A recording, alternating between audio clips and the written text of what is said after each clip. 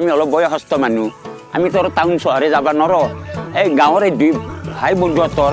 ধান কাটি তেনে কিবাকৈ হাজিৰাটো পোচাই আছোঁ আৰু বিয়াৰ গীতটো মই কেনেকৈ গাইছোঁ মই নিজে গিলা ৰচনা কৰা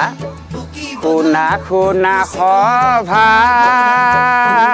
সদ কৰ নমস্কাৰ কৰ নমস্কাৰ আমাৰ দুখৰ গীতৰ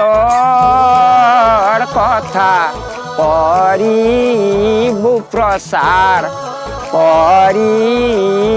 প্ৰচাৰ ধান তলা ৰাইজে কাণ পাতি শুনাচোন ঐ ৰাম মই এটা বিয়াৰ গীত গাওঁহে বিয়াৰ গীত গালে লগ লাগে শুকান জ্বালা বংলা জ্বালা তেলত ভাজি খাবি শুকান জ্বালা বংলা জ্বালা তেলত ভাজি খাবি লগ নহ'লে বিয়াৰ গীত কেনেকৈনো গাবি ক'লা কচু বগা কচু ৰান্ধি খাবা ভাল বেছি ৰাইজ থাকিলে ধান কাটবা ভাল কৰোণা ভাইৰাছ আহিছে লকডাউন দিছে ৰাইজে সকলে মূৰত খোপা দিছে ফুল ফুটিছে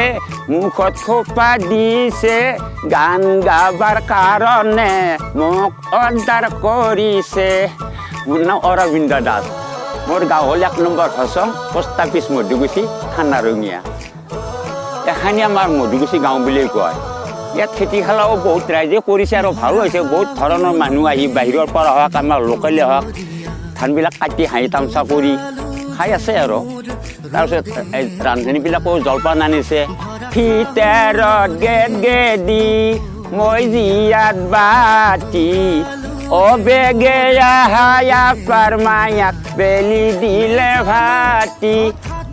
ফুল ফুটিছে কৰোণা ভাইৰাছ চলিছে চাহৰ টোপলা হাতত লৈ ল'ৰাটোৱে আহিছে